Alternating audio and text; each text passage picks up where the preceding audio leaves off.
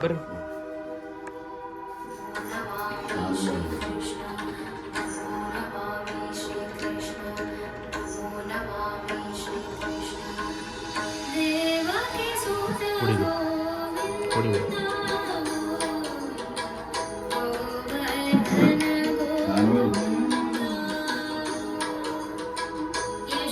Trailer ನೋಡಿದ್ದೀರಾ ನೀವು ಇವಾಗ?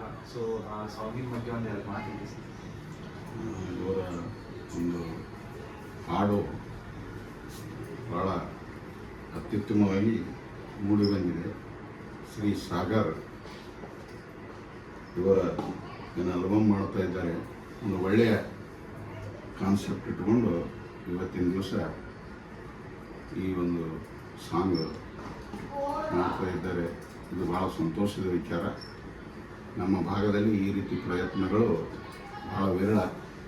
ನಮ್ಮ ಭಾಗದಲ್ಲಿ ಇರ್ತಕ್ಕಂಥ ಮಕ್ಕಳಲ್ಲಿ ಇರ್ತಕ್ಕಂಥ ಕಲೆ, ನೃತ್ಯ, ಇದರ ಸಾಮರ್ಥ್ಯವನ್ನು ಹೊರತೆಗೆಯಲು ಅವರಿಗೊಂದು ವೇದಿಕೆಯನ್ನು ಮಾಡಿಕೊಡಲು ಶ್ರೀ ಸಾಗರ್ ಅವರು ನಿರಂತರವಾಗಿ ಇಷ್ಟು ಚಿಕ್ಕ ವಯಸ್ಸಿನಲ್ಲಿಯೇ ಶ್ರಮಿಸ್ತಾ ಇದ್ದಾರೆ.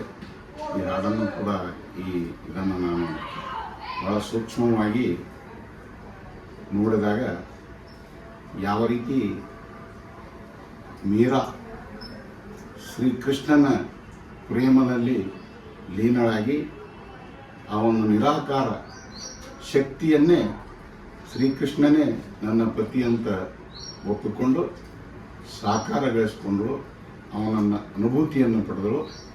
ಅದೇ ರೀತಿಯಾಗಿ ಈ ಒಂದು ಆಲ್ಬಮ್ನಲ್ಲಿ ಗೀತೆಯಲ್ಲಿ ಸುಭದ್ರೆ, ಶ್ರೀಕೃಷ್ಣನ ಶಕ್ತಿ ಅರಿದೇ ಇರತಕ್ಕಂಥ ಸುಭದ್ರೆ ಶ್ರೀಕೃಷ್ಣನ ಯಾವ ರೀತಿ ಒಲಿಸಿಕೊಳ್ಳಬೇಕು, ಸಾಕ್ಷಾತ್ಕಾರಗೊಳಿಸಿಕೊಳ್ಳಬೇಕು, ಅವನ ಶಕ್ತಿಯನ್ನು ಅರಿಬೇಕು ಅಂತ ತಿಳ್ಕೊಂಡು ಅವನ ಒಂದು ಧ್ಯಾನದಲ್ಲಿ ಹುಡುಕ್ತಾ ಶ್ರೀಕೃಷ್ಣ ಪರಮಾತ್ಮನನ್ನು ನಿರಾಕಾರ ಸ್ವರೂಪಿ, ನಿರಾಕಾರ ರೂಪದಲ್ಲಿ ಮತ್ತು ಕೊನೆಗೆ ಆಕಾರ ರೂಪದಲ್ಲಿಯೂ ಕೂಡ ಸಾಕಾರಗೊಳಿಸಿಕೊಂಡಂಥ ಒಂದು ಸಂದೇಶವನ್ನು ಹೊತ್ತು ತಂದಂಥ ಈ ಒಂದು ಗೀತೆ ಬಹಳ ಉನ್ನತ ಮಟ್ಟದ್ದಾಗಿದೆ ಅಂತ ಈ ಸಂದರ್ಭದಲ್ಲಿ ಹೇಳ್ತಾ, ಶ್ರೀ ಬಂಜಾರ ನ್ಯೂ ಬ್ಲಿಸ್ ಮಾಲೀಕರಾದ ಶ್ರೀ ಸಾಗರ್ ಅವರ ಪ್ರಯತ್ನಕ್ಕೆ ಯಶಸ್ಸು ಸಿಗಲಿ.